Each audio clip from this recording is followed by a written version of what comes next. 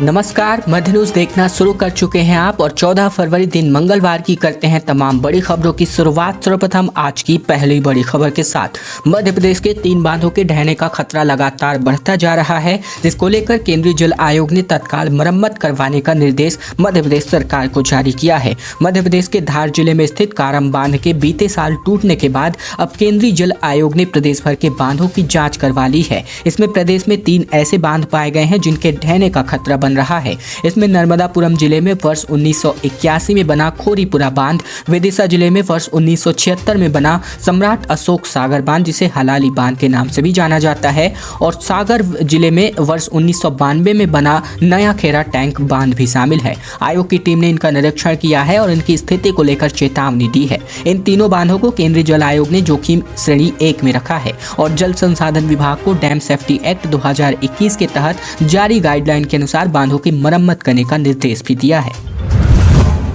पुरानी pension scheme पर वित्त मंत्री ने ना कह दिया। जगदीश देवड़ा ने कहा कि फिलहाल सरकार इसे लागू करने की मंशा में नहीं है। प्रदेश भर में पुरानी पेंशन स्कीम को लागू करने के लिए प्रदेश के शिक्षक संघ समेत अन्य तमाम संगठन लंबे अरसे से हड़ताल कर रहे हैं और इसको लेकर चुनावी साल होने से अब संगठनों का आंदोलन काफी तेज हो गया है।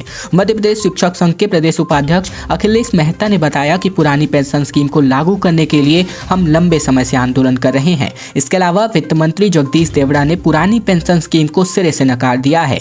मल्हारगढ़ विधानसभा में विकास यात्रा के दौरान पुरानी पेंशन के लागू करने की सरकार की मंशा पर पूछे गए सवाल पर वित्त मंत्री जगदीश देवड़ा ने सिरे से नकार दिया। उन्होंने दो टूक कह दिया कि सरकार को कई ऐसी योजना लानी ही नहीं है। भोपाल समेत 17 शहरों में पारा 10 डिग्री के नीचे जा पहुंचा है। सबसे कम तापमान 5.4 डिग्री सेल्सियस मलाजगंज में रिकॉर्ड किया गया। दरअसल मध्य प्रदेश के 17 शहरों में रात का तापमान 3 से लेकर 4 डिग्री तक लुढ़क चुका है। प्रदेश में सबसे ठंडा मलाजखंड रहा, जहां न्यूनतम तापमान 5.4 डिग्री रिकॉर्ड किया गया। ऐसा 15 किलोमीटर प्रति घंटे की रफ्तार से चलने वाली उत्तरी हवाओं की वजह से हुआ है। आसमान साफ होने की वजह से धूप जरूर निकली, लेकिन चुभन गायब रही। वर्तमान में उत्तर भारत में कोई प्रभावी मौसम प्रणाली सक्रिय नहीं है और वहां कड़ाके की ठंड पड़ रही है। हवा का रुख भी अभी उत्तरी बना हुआ है, जिसकी वजह से सिहरन बनी हुई है। अगर छत्तीसगढ़ राज्य सहमत हुआ तो मध्य प्रदेश में 4.5 लाख पेंशनरों की 5% तक महंगाई बढ़ा राहत हो सकती है। दरअसल शिवराज सरकार ने प्रदेश में 4.5 लाख पेंशनरों की महंगाई राहत 5% बढ़ाने का निर्णय लिया है। इसके लागू करने के लिए छत्तीसगढ़ सरकार से सहमति मांगी गई है। अभी पेंशनरों को वर्तमान में 33% की दर से महंगाई राहत मिल रही है, जिसे 1 जनवरी 2023 से 38% किया जाएगा। ऐसे में सरकार प्रदेश के 7.5 लाख अधिकारियों और कर्मचारियों को 1 जनवरी 2023 से 38% की दर से महंगाई भत्ता दे रही है। पेंशनरों की महंगाई राहत भी जनवरी से बढ़ाई जानी है। इसीलिए वित्त विभाग के सचिव अजीत कुमार ने छत्तीसगढ़ सरकार के वित्त विभाग को पत्र लिखकर सहमति मांगी है। 4 साल बाद इंदौर में एक बार फिर से खेल प्रेमियों को देखने को मिलेगा टेस्ट क्रिकेट की दावत। दरअसल खबर टेस्ट क्रिकेट को लेकर, जहां शहर का होलकर क्रिकेट स्टेडियम तकरीबन 4 साल बाद टेस्ट क्रिकेट की दावत के लिए तैयार हो चुका है। भारत और ऑस्ट्रेलिया के बीच बॉर्डर गावस्कर ट्रॉफी का तीसरा टेस्ट इंदौर में होने वाला है। मुकाबला 1 से लेकर 5 मार्च तक खेला जाएगा। बीसीसीआई ने बीते दिन इसकी घोषणा भी कर दी है। तीसरा टेस्ट धर्मशाला में खेला जाना था, लेकिन वहां की मैदान की स्थिति ठीक नहीं होने की वजह से बीसीसीआई ने बदलाव कर दिया है। बीसीसीआई के अनुसार तेज ठंड के कारण धर्मशाला में घास ठीक से बढ़ नहीं सकी। मैदान में घास की स्थितियां ठीक नहीं होने की वजह से ये टेस्ट अब इंदौर के होलकर स्टेडियम में खेला जाएगा। भोपाल में 2 बड़े आंदोलन की इंस्टाइट स्टोरी बताते चले, जहां पर पहले करणी सेना और फिर भीम आर्मी का शक्ति प्रदर्शन इनों काफी वायरल चल रहा है। मध्य प्रदेश में इसका कितना होगा असर, ये आने वाले वक्त में पता चलेगा। फिलहाल मध्य प्रदेश में इस साल के अंत में विधानसभा चुनाव होने हैं। चुनावी साल के शुरुआती में ही प्रदेश में जातिगत और सामाजिक आंदोलन सत्ताधारी दल बीजेपी और कांग्रेस की मुसीबतें बढ़ा रहे हैं। पहले 8 जनवरी को राजधानी के जम्बूरी मैदान पर करणी सेना परिवार ने अपनी मांगों को लेकर शक्ति की प्रदर्शन किया और इस आंदोलन के ठीक एक महीने बाद भीम आर्मी और आजाद समाज पार्टी ने 12 फरवरी को अपनी ताकत दिखाई। आजाद समाज पार्टी के राष्ट्रीय अध्यक्ष चंद्रशेखर आजाद ने विधानसभा चुनाव तक एमपी में 5 यात्राएं निकालने और सत्ता परिवर्तन के लिए लड़ाई जारी रखने का ऐलान कर दिया है। खैर दोस्तों, खबरों में आगे बढ़े उसके पहले अगर आप मध्य प्रदेश के हैं, मध्य प्रदेश की तमाम बड़ी खबरें रोजाना ठीक इसी चैनल के माध्यम से आप अपना मोबाइल पर देखना चाहते हैं तो नीचे लाल कलर का सब्सक्राइब बटन दिया है, जिसे दबाकर चैनल को आपको सब्सक्राइब करना है। इससे आपको फायदा ये होगा कि हम जो भी प्रतिदिन की महत्वपूर्ण खबरें लेकर आते हैं वो हम आप तक रोजाना पहुंचा सकेंगे। मुख्यमंत्री सामूहिक कन्या विवाह का आयोजन बीते दिन हुआ रतलाम में, जहां पर विभिन्न परिणय सूत्र में बनते नजर आए वर और वधु पक्ष, जिसमें कार्यक्रम में पहुंचे अतिथियों ने शासन की ओर से जो 5 चांदी की रकम, टीवी, पंखा, पलंग, गादी, रजाई, तकिया, साथ ही साड़ियां, श्रृंगार की सामग्री वर और वधु पक्ष को प्रदान करी गई। साथ ही जनप्रतिनिधियों द्वारा प्रोत्साहन राशि भी भेंट की गई। विवाहित बेटियों को 11,000 रुपए बैंक में जमा राशि का स्वीकृति पत्र भी प्रदान किया गया। इस मौके पर नवविवाहित वर और वधुओं द्वारा सीएम शिवराज सिंह चौहान की इस योजना की प्रशंसा करते हुए मुख्यमंत्री के प्रति धन्यवाद भी ज्ञापित किया गया। फिलहाल रतलाम के जावरा जनपद में इस प्रकार का आयोजन हुआ। 21 लाख दीपों से जगमग होगा उज्जैन, अयोध्या का वर्ल्ड रिकॉर्ड तोड़ने की है तैयारी। मध्य प्रदेश के उज्जैन जिले में 18 फरवरी यानी कि महाशिवरात्रि पर्व पर उज्जैन शहर में शिव दीपावली के अंतर्गत शिव ज्योति अर्पणम महोत्सव का आयोजन बड़े स्तर पर किया जा रहा है। शिप्रा नदी के घाटों पर 21 लाख दीप जलाकर विश्व कीर्तिमान स्थापित किया जाएगा। हालांकि बीते साल राम की नगरी अयोध्या में 15,76,000 दीप एक साथ जलाने का विश्व रिकॉर्ड दर्ज हो चुका है।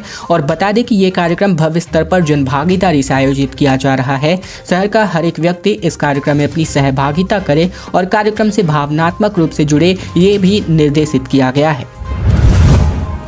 40 तोला सोना, 50 किलो चांदी समेत 15 लाख कैश लूट करके ले गए दिन दहाड़े। बंदूक अड़ाकर आधा करोड़ से ज्यादा की डकैती को अंजाम दिया गया।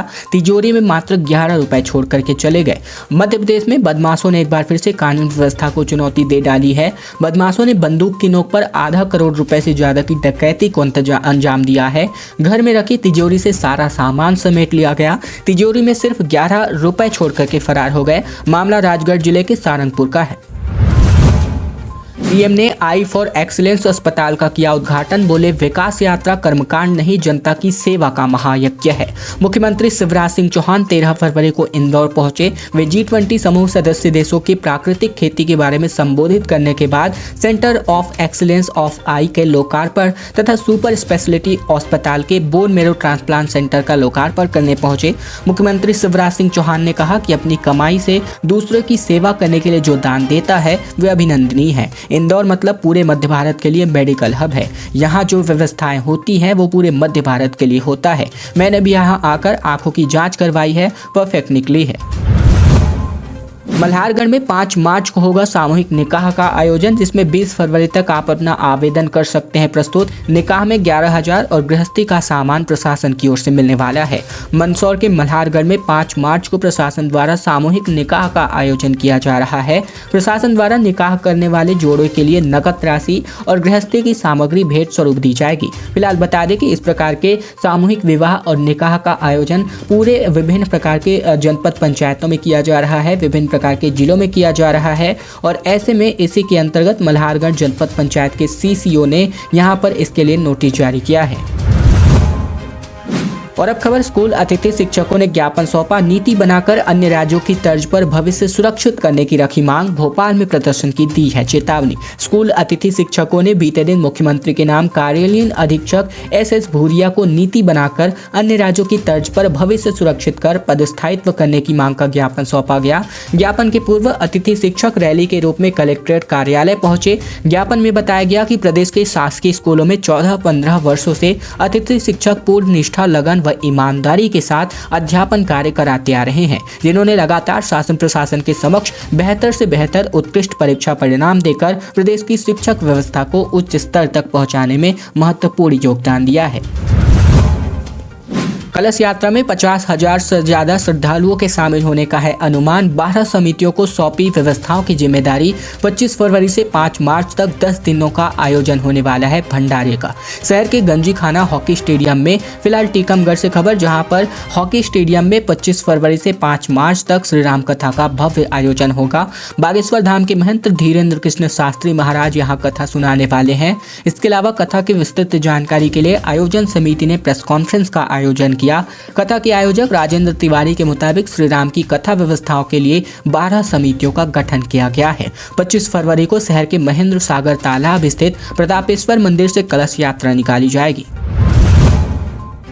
बागेश्वर धाम पहुंचे कमलनाथ, पंडित धीरेन्द्र कृष्ण शास्त्री से की मुलाकात। हिंदू राष्ट्र को लेकर बोले, भारत संविधान के अनुसार ही चलेगा। पूर्व मुख्यमंत्री और प्रदेश कांग्रेस अध्यक्ष कमलनाथ जो है छतरपुर के गढ़ा स्थित बागेश्वर धाम पहुंचे। यहां उन्होंने बालाजी सरकार के दर्शन भी किए। इसके बाद बागेश्वर धाम के पीठाधीश्वर पंडित धीरेन्द्र कृष्ण शास्त्री से भी मिलने पहुंचे। मुलाकात के बाद उन्होंने धीरेन्द्र कृष्ण शास्त्री से हिंदू राष्ट्र बनाने की मांग को लेकर बड़ा बयान दिया। भोपाल में जिफ्लिप म्यूजिक फेस्टिवल का आयोजन 18 से 19 फरवरी को होगा। सिंगर लकी अली अपनी प्रस्तुति देंगे। सूफी संगीत पर भी युवा थिरकने वाले हैं। राजधानी भोपाल में 18 से 19 फरवरी को MPT DDX drive in cinema में जिफ्लिप हिंदुस्तान म्यूजिक फेस्टिवल का आयोजन होने वाला है। मध्य प्रदेश टूरिज्म बोर्ड के सहयोग से आयोजित हो रहे म्यूजिकल फेस्ट में ख्यात गायक लकी अली, थैकुंडम ब्रिज जैसे कलाकार अपनी प्रस्तुति देने वाले हैं। आनंदम भास्कर कलेक्टिव, बॉम्बे बंदूक जैसी कवि सेट और द वेस्टर्न घाट जैसे बैंड भी अपनी प्रस्तुति देने वाले हैं। आशा और उषा कार्यकर्ताओं व जन सहयोगिनी की हड़ताल अभी भी जारी है। डिलीवरी फाइलेरिया जैसे अभियान सहित अन्य सुविधाएं इनकी वजह से प्रभावित हो रही हैं। दरअसल आशा और उषा कार्यकर्ताओं व साथ ही साथ आशा सहयोगिनी अपनी 7 सूत्री मांगों को लेकर सामुदायिक स्वास्थ्य केंद्र में प्रदर्शन कर रही हैं। संपूर्ण मध्य प्रदेश में आशा उषा कार्यकर्ताओं और आशा सहयोगिनी के हड़ताल पर रहने की वजह से डिलीवरी फाइलेरिया जैसी अभियान सहित अन्य स्वास्थ्य सुविधाएं पूरी तरीके से प्रभावित हो रही हैं। खैर दोस्तों, आज की खबरों का सिलसिला बस यही तक का था। अगर आपको यह वीडियो पसंद आए तो वीडियो को लाइक कीजिएगा। चैनल पर नए हैं तो चैनल को सब्सक्राइब कर लीजिएगा, ताकि प्रतिदिन की महत्वपूर्ण खबरें मध्य प्रदेश समाचार बिना किसी रुकावट रोजाना हम आप तक पहुंचा सकें।